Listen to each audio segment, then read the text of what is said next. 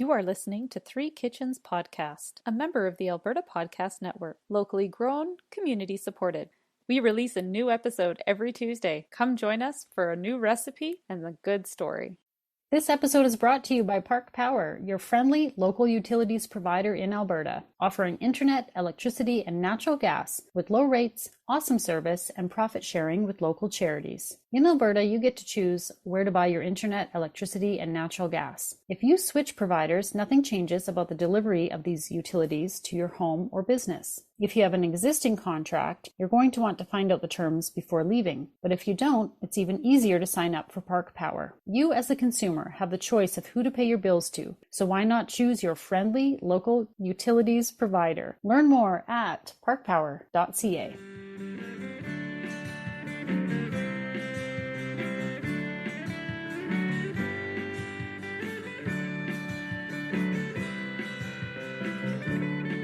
Hello and welcome to today's episode of Three Kitchens Podcast. Joining Heather and I today is our guest, Charlotte Wasylik, and she is from Chatsworth Farm in Alberta.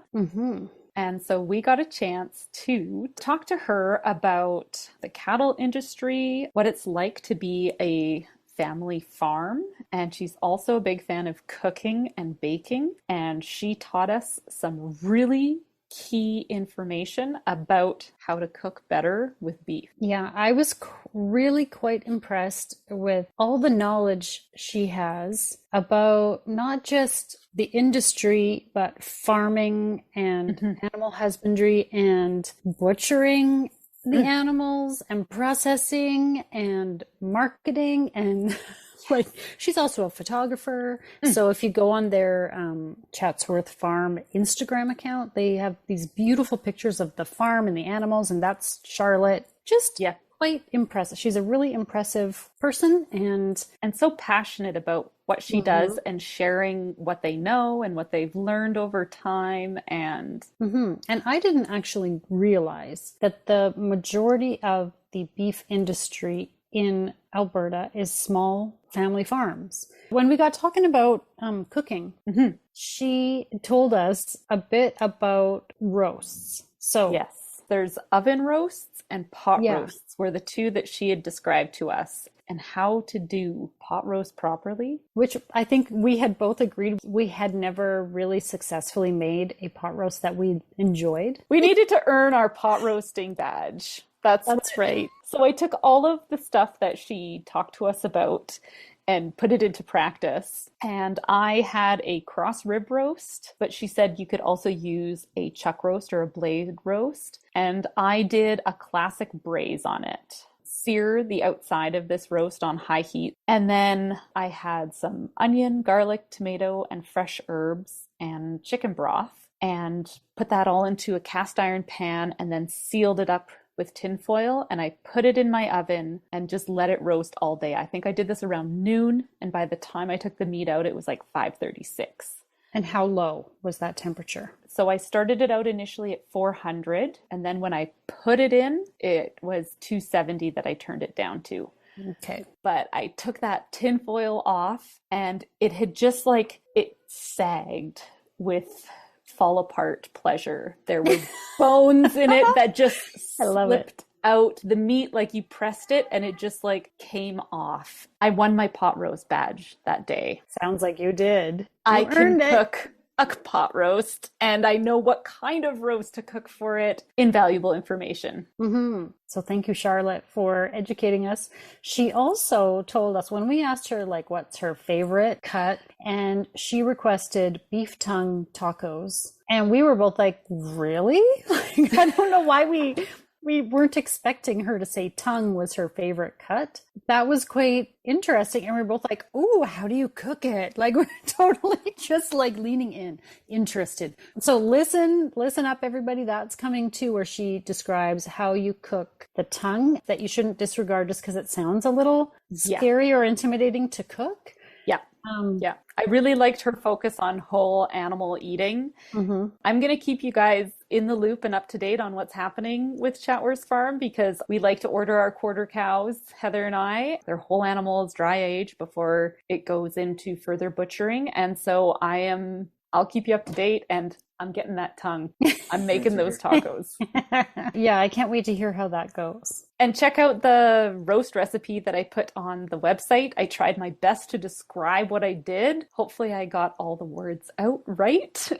Well, and you know that the braising technique is a good one because it comes from Samin Nosrat's salt, fat, acid, heat. And also, speaking of the other type of roast, stay tuned to Three Kitchens podcast. In an upcoming episode, I did a roast on a rotisserie on my barbecue. First time I'd ever dug up a rotisserie and gave it a try. Yeah. And that turned out really fantastic. And so we've got kind of both examples of roast cuts and what you do with them. So stay tuned for that one in an upcoming episode. We'll give you a heads up. Yeah. And if you're local, check out Chatsworth Farm. Yep. Order some beef. They deliver to Edmonton and they're delivering to Calgary here and there. And or just contact them and see. Maybe they're coming to your neighborhood too. So welcome, Charlotte. Will you please tell our listeners a bit about yourself and your family's farm? Hello, I'm really excited to be here. Podcasts and food are two of my absolute favorite things, so it's really exciting to be chatting about them as a whole. Oh, yay! Nice. I listen to podcasts while I am doing chores and while I am even cooking, so it blends together incredibly well. Nice. Our farm, Chatsworth Farm, is located near Vermilion in the county of Vermilion River, which is 2.5 hours east of Edmonton. And we're a mixed farm, and it's made up of my two brothers. So there are 3 of us children. We're all grown adults, and my parents. So we all work together throughout the year doing various things on the farm when everyone is able to. So for our partners, that's outside of their daily jobs and their post-secondary education. And our farm was established in 1994 by my parents, and it started out as a mixed farm. And a mixed farm is just a farm that has more than one type of thing. And by thing, I mean either livestock or crops. And for our farm, we have predominantly beef cattle, and that's what my dad started out with. We have poultry, and those are ducks, geese, chickens, and turkeys. We have a smaller flock of sheep that we are growing. Our newest addition, we have 5 pigs that we are raising just for our family and for some friends. We want to see how they do, how we like raising pigs, and what the final product looks like. And we have 2 horses, and then we have a lovely group of barn cats, and we have our dogs. So that completes all of the animals that we have on our farm. And then in addition to that, we also grow crops. So last year we had wheat and oats. We also grew corn for silage, and we have alfalfa. And depending on the year, we'll also grow barley, we'll grow flax, peas, canola. It just depends where we are in our rotation and what we expect that the year will bring in terms of weather and what we're needing to add to our grain bins. So that's a general overview of our farm and what's on it. Wow, that's a really big, I'm imagining you must have a very large area that you occupy for all of your crops and animals. All of our land isn't connected. Some of our pasture that we own is 30 minutes to the south of us, 30 minutes to the west of us. And then we rent throughout the year too, whether it's from neighbors or organizations like Ducks Unlimited, who have a pasture program for farmers. This past summer, we took the majority of our cows and calves up to Meadow Lake in Saskatchewan, so about 4 hours away, because there was good grass up there following 2020, which was a drought year. So we wanted to give our pastures a nice break so that they could regenerate and be healthy for years to come. And there wasn't a lot of grass around our area, so we had to branch out a little bit further. Wow. It's a lot to manage and consider. And I was looking on your website at the kind of biography and history of your farm. And so your dad started the farm, and he didn't grow up on a farm, right? Like his parents were not farmers. That's correct. Yes. Yeah, it's very interesting to me that he was like, I think I'm going to farm. I think his grandparents were farmers. Is that right? They were on both sides, and he had quite a few uncles who were farmers. So he spent a lot of his time at his grandparents and at his uncles during his youth. And he was always around animals, and it was something that he wanted to continue with. Very cool. Yeah. So are you able to produce most of the grain that you need then through your crops for your animals? We do. Yeah. Mm-hmm. Sometimes we do need to buy a little bit of wheat. We'll go to one of our neighbors who will have some extra, and we'll purchase it from them. And then throughout the winter is when we're feeding the animals the most intensively, because there's not a lot of grass out there. The sheep and the horses, they just get hay. And then for the cattle, they get a bit of a different mix. So they get that nice hay. They also get some straw, those nice straw bales that everyone's familiar with. We mix that in a little bit, and we also add silage to the cattle's feed. And so silage, so it's fermented feed. It's essentially like sauerkraut for cattle. And then their diet will change a little bit depending on that group of animals. So any of our pregnant females, and then any of our females who are lactating, they'll get more of that really good quality hay. Right. So then you're on your farm, you are raising livestock from birth. I know on some farms they'll bring in calves. Yes. Raise them until they're ready to go to market, right? But are you on your farm, you're managing the entire life cycle? We do the entire life cycle for the cattle, for the sheep, for the poultry. It gives us a lot of pride, and it's just something that seeing that entire life cycle for us is important. You know exactly what's gone into it. Exactly. And for the turkeys, especially, these are the ones that we have are heritage breeds, so they take a little bit longer to raise than the commercial varieties. We like to be able to do that entire process throughout the animals on the farm. That seems important, especially since when you're raising animals in sort of higher numbers like that, you want to keep that diversity up so that you don't get one cold or sickness that kind of squashes your flock. Exactly. And it just adds to the sustainability of the farm. That's very cool. I love this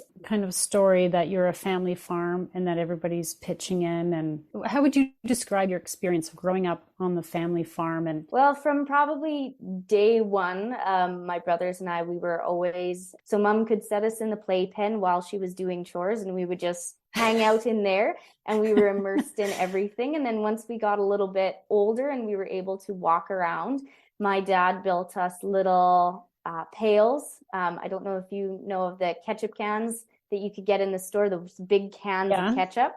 Obviously, we went through a lot of ketchup, but we would use those, and he put little handles on them, so they were the perfect size for children to carry around. And then our grandfather made little pitchforks for us, so we were able to help out wherever we could. And there was nothing that was kept away from us or shielded from us, because on a farm you experience a lot of things.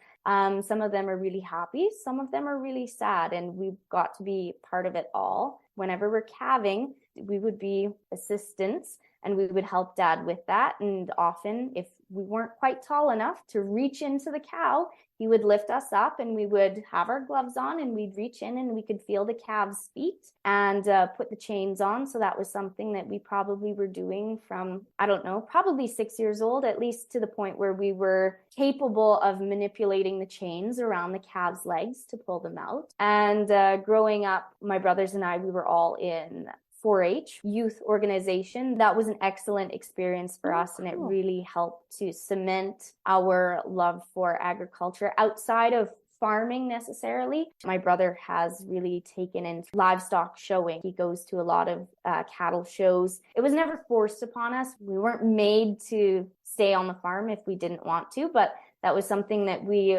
all really enjoyed, and we're all farmers. It's something that we really love and want to be part of the rest of our lives. That's very cool. You take some beautiful, beautiful pictures, not just of animals and farms, but people too. So everybody, you're going to want to check out Charlotte. And if you're anywhere near here, maybe you want to hire her for your wedding or something, because she's really great. Just a nice extra plug. Okay, I saw the pictures of, there was a bull from the show, and it's just, if you've not been around these types of animals, it's massive. And it really is a beautiful, I don't know if people always think of livestock in terms of their beauty, but really it's a beautiful, huge, beautiful animal. I was really impressed with that. Yes, I am an event professional as my profession. And so I've had the opportunity to work with large agricultural shows, and it's a great experience, and it's really fun to be able to see people who've never experienced a livestock show before and give them that opportunity, because their minds are blown. It's an amazing experience for them. It's like when we take the kids to the stampede grounds, to the livestock barns, like our little city kids are just like, whoa, look at that. Yeah, it's a lot of fun. It's a farmer's favorite thing to do too, go look at other people's animals. So when I've been to Stampede, the first thing I do is go over to the barns, because it's my favorite. It's so fun to be able to see the animals up close. I know my kids really enjoy that too. How does a family farm, which, I mean, it sounds sizable, but how does this kind of fit into the larger industry? How do you get what you're producing to people's dinner? For us as a beef farm, for the most part, and I'll focus on that one, most of the beef cattle that are raised in Canada, and specifically in Alberta, do come off family farms. So they'll come off a farm that's very similar to ours. What will happen is the calves will be born on that particular farm, just like ours, usually at the time of weaning. So they'll get sold and shipped off to a feedlot.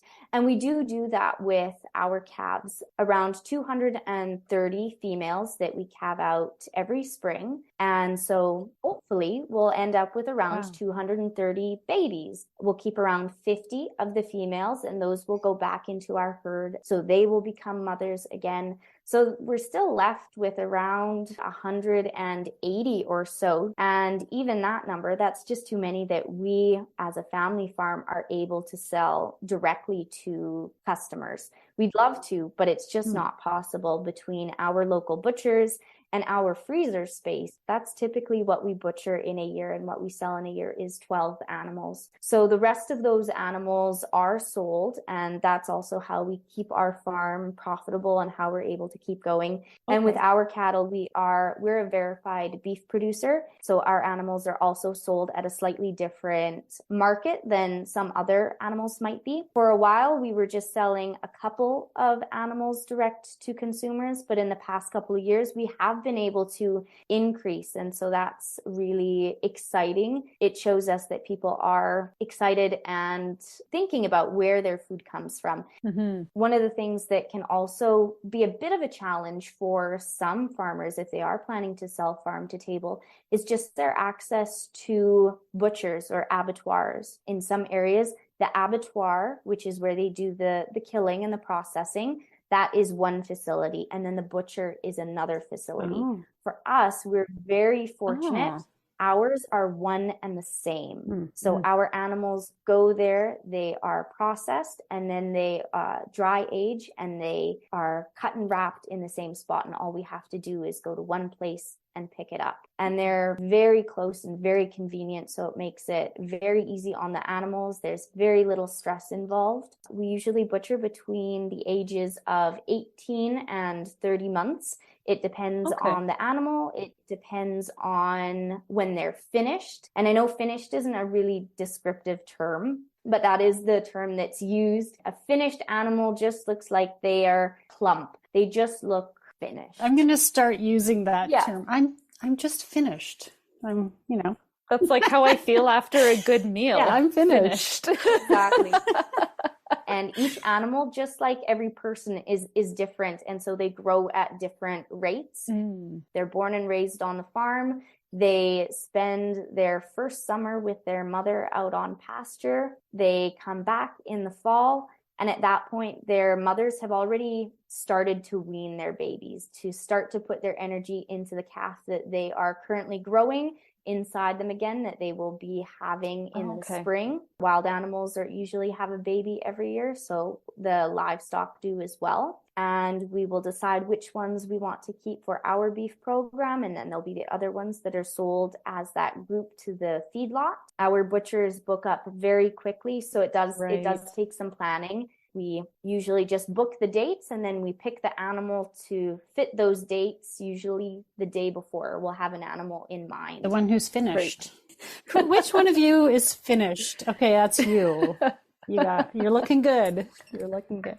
Then with our butcher, we send in our cutting list, and it depends on the seasons. For example, short ribs are a really popular cut in the winter, but they're not super popular in the summer. We utilize everything. We have our butchers cut as much as possible. And then our beef dry ages, so the entire carcass dry ages for 15 to 21 days, depending on the butcher. And once it's ready to go, we pick it up from our butcher and we bring it home and we sell it as individual cuts. Or there are people who are wanting to buy beef in bulk, so they want to be able to have a huge selection of cuts in their freezers. Or you can even do a half or a quarter. So it depends on what you have space for, what you're wanting to commit to, because it's a lot of meat. A whole beef would be a lot. Wow. We get a quarter every year, and that's a lot, I think. Yes. Yeah. Yes. What does the aging do? Yeah, so it helps to break down any of those connective tissues, and so it makes it much softer, and the flavor of the meat gets concentrated. So any of the meat that you would find typically at a grocery store that has not been dry aged, that time is worth something. And so it adds to a delicious cut. So that's a great thing to ask if you're either buying direct or you're going to, say, the farmer's market and there's a farm and you want to ask some questions about how it's been raised. Maybe asking about aging is a good question to ask.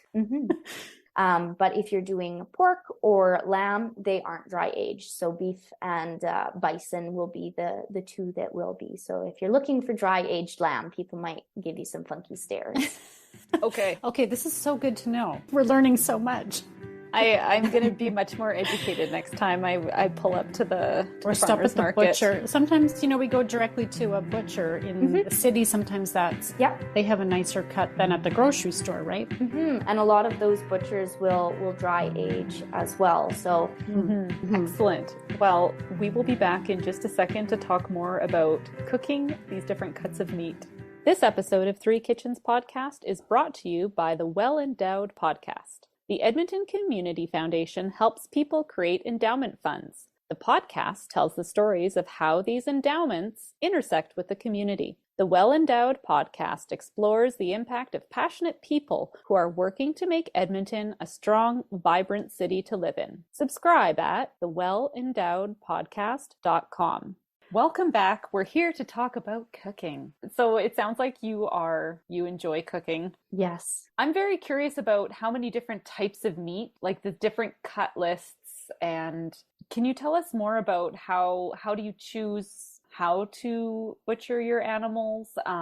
Is there an optimal way to do it so that you get a diversity or variety of cuts? Can you kind of lead us through that? Because that's something that I know, like Heather spoke before, that she gets a quarter cow. We've also gone in with family to do a quarter cow. And when they come to us and say, what do you want your cut list to be? I have no idea. I'm always like, I don't know. I don't even get an option. I just get what's sent. Yeah. So how can you educate us if we are going to go to a farmer directly? How do we know what should we be getting? Cut lists can be quite daunting, and I think the first time that I had to do a cut list for taking one of the animals in at the very beginning, I found it daunting too. But there are still quite a few cuts out there that we haven't explored yet. And one of the crazy things about meat, particularly beef, is that there are so many different names for different cuts that people use. And so depending on where you are, they might be called something different, or they're a cut that you're just unfamiliar with completely. It can be a little bit confusing. We have a very handy dandy chart on our website that outlines where different cuts come from on the carcass so that you can visually picture that. People have a really great understanding that those animals have 2 ears, 1 tail, 4 legs. Okay. But that understanding just sort of evaporates once people see those animals as cuts. So they don't necessarily remember that there's only 1 oxtail on an animal. So that's one cut that we are regularly sold out of, because a steer out on a pasture has 1 tail. It doesn't translate to when it's all cut and wrapped. Well, you know, we live in a society too where we're so used to, it's like on demand. If we wanted to buy 7 oxtails, we expect we can just go and order 7 or pick up 7 at the store. It's like you don't think about. No. Exactly. And because of the diversity in names too, it's like, is an oxtail actually a tail? Like, it's not clear to you when you're in the grocery store. Yes. Yeah. And for us, we think it's very important to respect the animal as a whole. So we like to make sure that every part of the animal, or as much as possible, is utilized before we go ahead and butcher another animal. One cut is really no better than the other in terms of value, right? Exactly. And it makes a lot of sense to cook with the whole animal. Is there a cut of beef that you like the best? That's a really hard question because they're all so wonderful. But I will say, and I mentioned it already, beef tongue is actually one of my favorites. Really? It's a delicious one. It was my birthday meal. It's a fantastic cut, and if you're not afraid to try it, you will be wonderfully rewarded. And how do you prepare it? Yeah. It's about 9 to 10 inches long or so. Okay. About 2.5 to 3 pounds, depending on the animal. Because it goes a lot further back in the throat than you see. It does. Yeah. Yeah, it's big. Yeah, you put that entire tongue into a pot and you add some aromatics, some water and some stock, and you let that simmer for about 4 to 6 hours. And then once it's tender, you peel off the outer membrane. Okay. And then you chop it up into smaller pieces. So kind of you're essentially shredding it for a taco consistency. And once you're ready to serve it, you just take that meat and you heat up a pan with some beef fat or just some regular old oil. And you just fry that so it gets a lovely crispy texture on the outside. And then you just add it to your tacos with whatever toppings you'd like. So it takes a little bit longer in terms of simmering, but it's kind of a set it and forget it. And it is really lovely. It's delicious. Another recipe that I have been working on, and I haven't quite found the perfect recipe yet. I found another one that I'm going to try, but ossobuco, I love it. I started making it because that's another cut that is incredibly abundant on an animal that not a lot of people like to use. The shanks, so that's the part of the leg of the animal as it tapers down, essentially our thigh. And the shanks are bigger at the top, get a little bit smaller as they go down that leg. They are something that needs to be cooked low and slow, and so ossobuco is one of my favorites, and it's very old European style cooking where shanks would be used. Is it generally a bone-in meat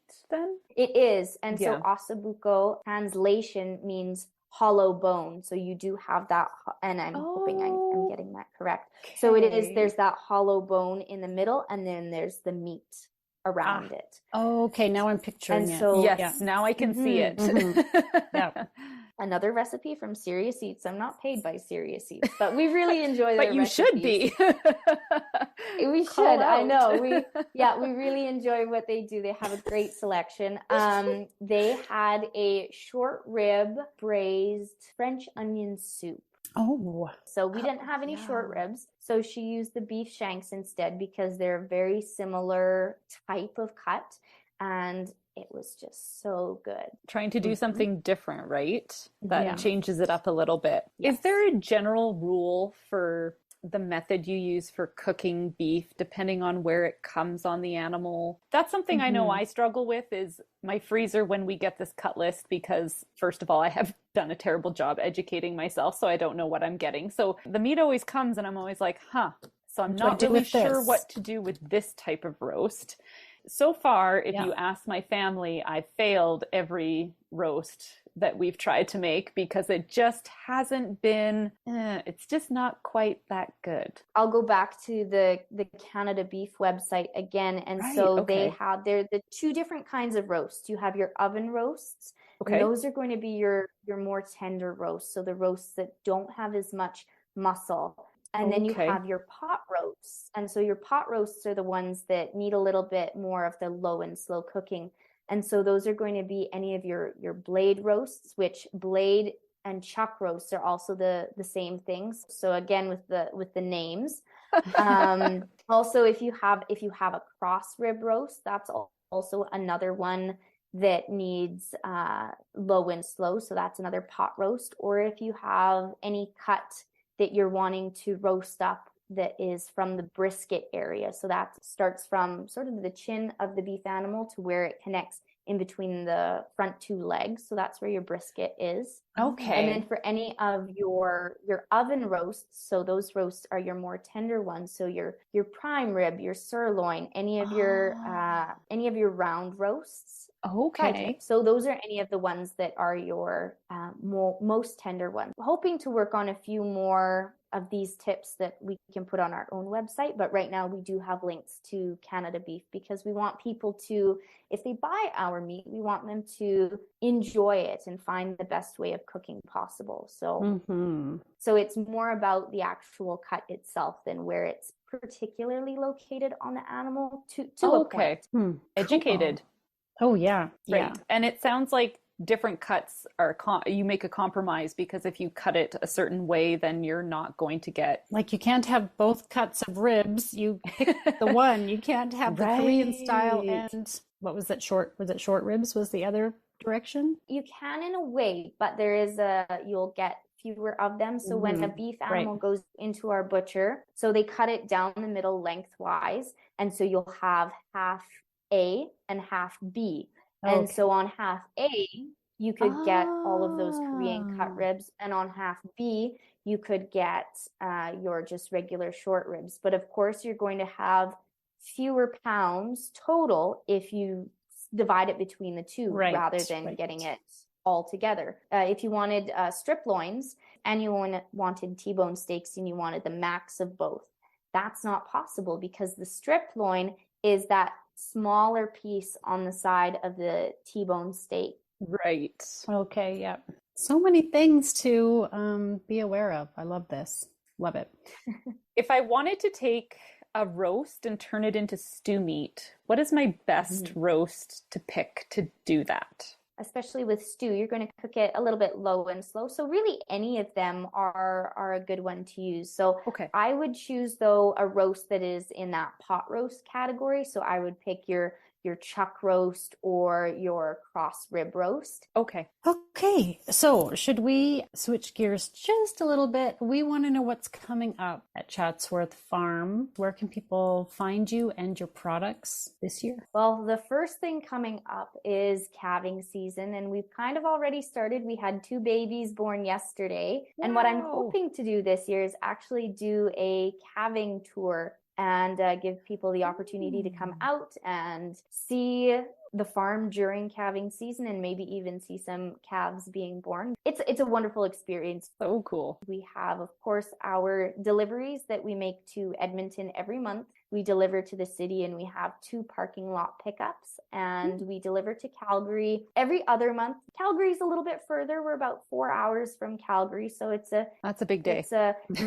It's a big day and it's a lot of driving. So we will be coming to Calgary, I think in February and then again in April. So if there are things that people would like who are from Calgary, just let us know because we have the connection. I am working already on the details for Alberta Open Farm Days, which is coming up in August. So if anyone is looking to visit their local farm, we highly recommend it. This past year, we hosted a barbecue for the first time and we served up our own hot dogs. So that was a new thing that we had made. Oh, wow. So we got the K&K Butcher Shop in Edmonton make our hot dogs for us. They only have our beef in them and our beef fat. And those are the only other than the spices, that's Yeah. all they have in them. And so that was a proud moment, and they taste fantastic. So we're looking forward to making more hot dogs this year. And so that is so cool. they were so fun. We were in awe. So we enjoyed eating hot dogs, and people can always see what we're doing on our Instagram. We try and highlight as much as possible whenever and wherever we can. And it's really fun to share in people's love of farming and agriculture. So it's a great way to connect. There was some really great information. Everybody should go and have a look, because over the winter, you've been doing posts about especially when it was super cold before Christmas. I think a lot of us maybe wouldn't know. And so I found it really interesting. You had some really great information. Everybody will learn something from it. It's really good stuff. Yeah. Thank you. I think it's great that you're producing a product in a sustainable and an ethical way, because you want to respect the animal. And I think, sometimes maybe people don't understand how much farmers do really love their animals. Yes. With the animal that we just took into our butchers recently, I shared with everybody on Instagram. I said her name was Kiss. She was a bottle baby. She's going to the butcher today. And so any of the meat that you will be enjoying in the next couple of months, it will be from Kiss. And for some, that might be really difficult, but for others, I think it really brings a realism that this was an animal who is living and breathing, and we need to respect all of the cuts that she gives us and try not to waste it, because we don't want to have her life be in vain. And just understand that her tongue is just as important as those strip loin steaks. So I think that really helps to cement it all together. Absolutely. I'm going to dig through that freezer today. I'm going to find one of the roasts that I've got that I'm like, and I'm going to make it happen. I love that. And I have this feeling like the next thing I'm going to hear from Erin is, so for the podcast, I think I'm going to make tongue. I can see it coming. Heather, you read my mind. I am so making this exact, as soon as you said the tongue tacos. I know you. And I'm curious well. because I ate tongue as a child, but I don't think my mom cooked it that way, because I thought it was more, I had this memory of it being tough. And I don't know if it was the way she cooked it, or it's just something in my mental space that I had probably resisted it. But anyway, doesn't matter. I know you're gonna do it well. I have faith in you. You've got more You'll be able to do knowledge both. now. Maybe next month when Charlotte's got a shipment coming to Calgary, you can put in your order. I think I'm going to be making some plans here. Nice. Let's rapid fire this. All right. If you could cook with anyone, dead or alive, real or fictional, who would it be, and what would you want to make? I think I'd want to cook with Julia Child, because I really admire her. I think she's just such a larger than life character, and she would just be so much fun to learn from. And probably because it's very fitting and it's just very Julia, boeuf bourguignon. I would make that with her. I like that answer. Can I come and eat with you guys? Yes. I'll be at the table to dine. Of course you can, since it's all fictional. Okay, peanut butter and Apples. That's what I was going to have for lunch today. Oh. Crunchy peanut butter. I think you're the first person to say that. Yeah, it has to be crunchy. Absolutely. Yes, I've learned. Sorry, I have to weigh in. I've learned, yeah. Do you have a favorite kitchen appliance? My KitchenAid. I love to bake, so I use my KitchenAid very regularly. Yeah, we both love our KitchenAids, for sure.